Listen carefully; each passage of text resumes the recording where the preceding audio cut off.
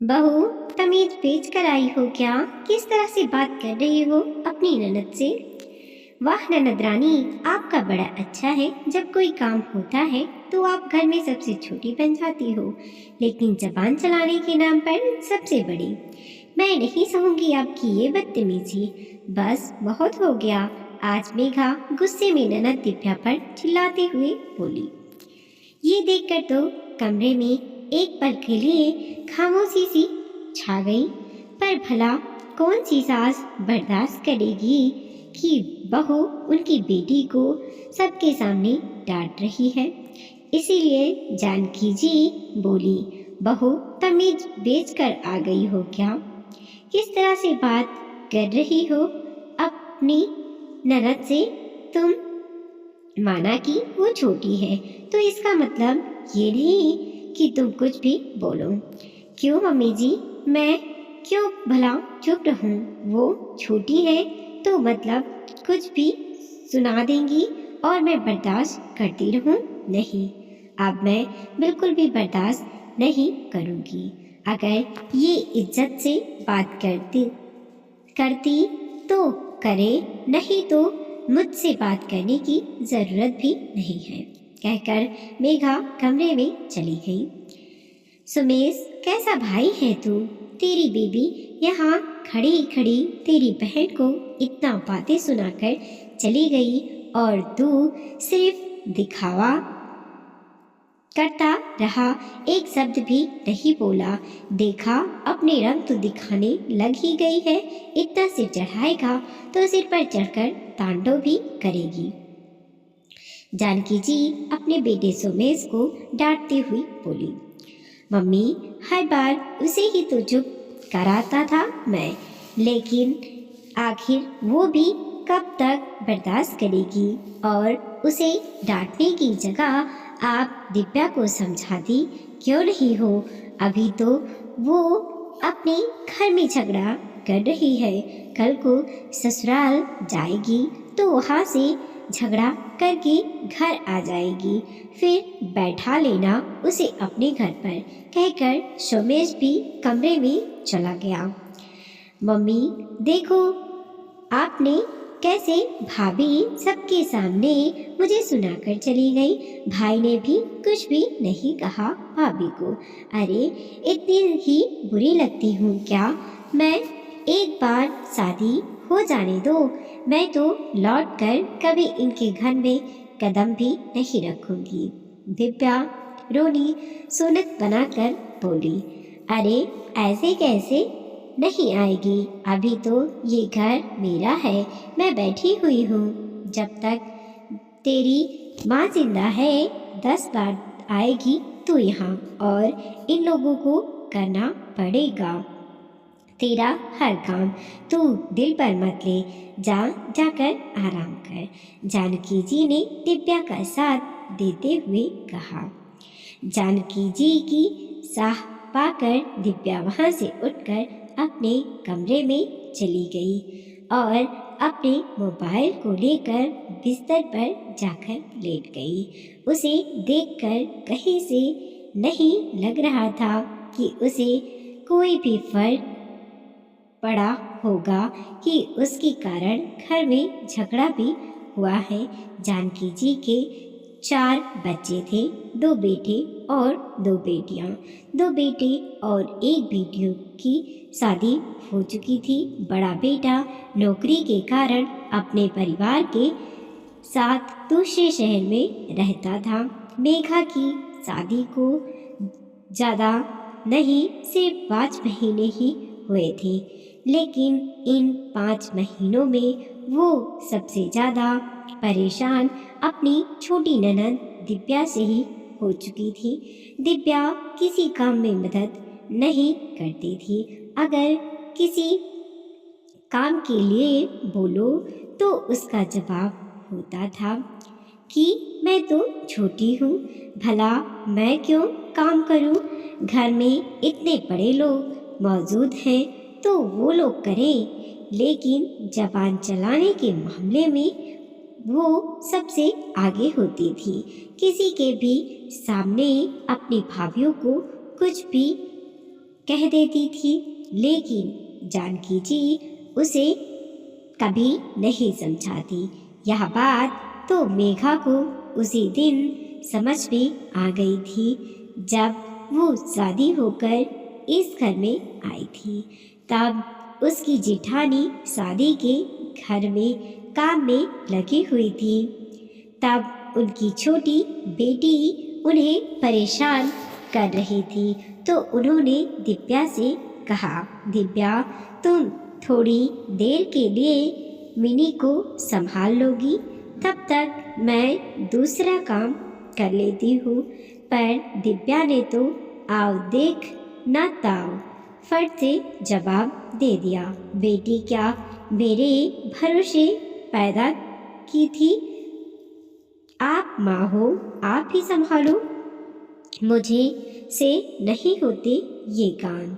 यह सुनकर बड़ी ननद ने दिव्या को डांटा तो जानकी जी ने उसे ही चुप करा दिया। अरे क्यों उसके पीछे पड़ी है? अभी तो वो खुद बच्ची है, बच्चे कहाँ से संभालेगी? मुझे दे दे, मैं संभाल लूँगी। ठीक है मम्मी, ये बच्ची नहीं संभाल सकती, लेकिन बोलने के तरीके तो होने चाहिए। कैसी बात कर रही है ये भाभी से? बड़ी ननद ने कहा, अब तू चुप करना, क्यों बतंगड़ बना रही है? चुपचाप जो काम हो रहा है वो काम करो, कहकर जानकी जी ने बड़ी बेटी को चुप करवा दिया। दिव्या कई बार ऐसी बातें बोल जाती जिसके कारण मेघा को बहुत गुस्सा आता था, पर वो किसी तरह अपने आप को कंट्रोल कर लेती थी, या फिर सुमेश उसे चुप रहने के लिए कहता था। और आज सुबह की ही बात थी। मेघा को तीसरा महीना चल रहा था, इस कारण थोड़ी तबीयत ठीक नहीं रहती थी, लेकिन फिर भी वो रसोई में चुपचाप काम कर रही थी। उसने जानकी जी के कहे अनुसार नाश्ते में पोहे तैयार कर दिए, लेकिन नाश्ता देखते ही दिव्या ने नाक भौं सिकोड़ लिए और जिद करके बैठ गई कि उसे तो आलू के पराठे ही खाने हैं। ये देखकर एक बार मेघा के मन में आया कि कह दे कि अपने आप ही बनाकर खा लो, इतना तो आता ही होगा। आखिर शादी के लिए लड़के जो देखे जाने लगे हैं। पर फिर उसने सोचा कि कौन दिव्या के मुंह लगे, उसे बोलने की तो तमीज है नहीं।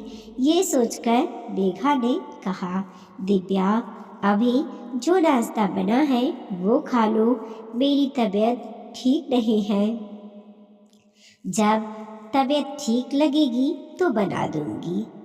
क्यों, आपको पराठे बनाते ही जोर आता है क्या? किस लिए लेकर आए आपको यहाँ पर? मुझे तो अभी पराठे खाने हैं और आप अभी बना कर दोगी, दिव्या जिद करते हुए बोली।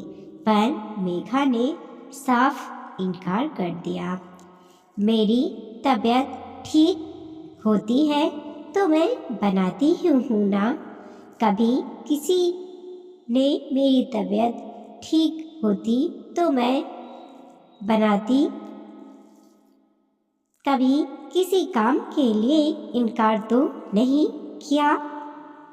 और आज वाकई में तबीयत ठीक नहीं है, आज तो मुझसे नहीं बनेंगे। दिव्या क्यों जिद कर रही है? पोहे खा लेना, जब मेघा की तबीयत ठीक होगी तो पराठे बनाकर दे देगी और तुझे ज़्यादा ही खाने की इच्छा है तो खुद बना ले, क्या बच्चों जैसी जिद किए जा रही है। तभी सुमेश ने कहा। सुमेश का कहना ही दिव्या को ज़्यादा अखर गया। उसने बदतमीजी से कहा, भाई तुझे नाचना है तो तू नाच अपनी बीबी के इशारों पर, हमें नाचने का शौक नहीं है। घर का काम करते ही इनकी तबीयत खराब हो जाती है, लेकिन अपने मायके वालों से बात करती हो तो कैसे हंस हंस कर बात करेंगी। बस यही बात मेघा को अच्छी नहीं लगी और वो दिव्या पर चिल्ला पड़ी। अब तो ये अक्सर होने लगा था। अब मेघा भी दिव्या की बातों को बर्दाश्त नहीं करती थी और पलटकर जवाब दे देती थी।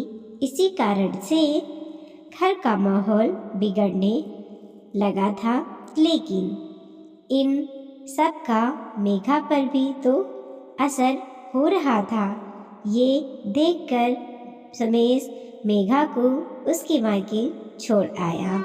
इधर तो सबको घर के काम के लिए मेघा की ज़रूरत पड़ती थी। अब मेघा नहीं थी तो सारा काम जानकी जी के सिर पर आ गया। लेकिन दिव्या तो अभी भी कोई मदद नहीं करती।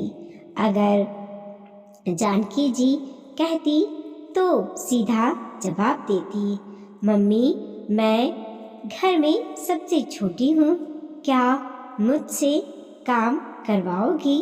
आखिर एक दिन जानकी जी ने भी पलटकर जवाब दे ही दिया, सबसे छोटी है तो क्या हुआ, खाती भी तो है, थोड़ा सा काम नहीं करवा सकती। अरे आपने भाभी के साथ तो ऐसा करती ही थी, अपनी माँ के लिए भी तुझे दर्द नहीं आ रहा। मम्मी मुझसे काम करवाओगी, कम से कम मायके में तो आराम करने दो, कल को ससुराल में तो ऐसी की तैसी तेरी ससुराल की, ऐसी काम चोर रही तो ससुराल से भी लौट कर वापस ही आएगी और हमारी छाती पर मूंग तलेगी। तेरे चक्कर में मैं अपने बेटे बहू से और बुरी हो रही हूँ। चुपचाप काम कर, अब मैं तेरे किसी काम को हाथ नहीं लगाने वाली। आखिर जब जानकी जी ने उसके कोई काम नहीं किए तो उसने खुद ही समझ में आ गया कि अब काम तो खुद ही करना पड़ेगा।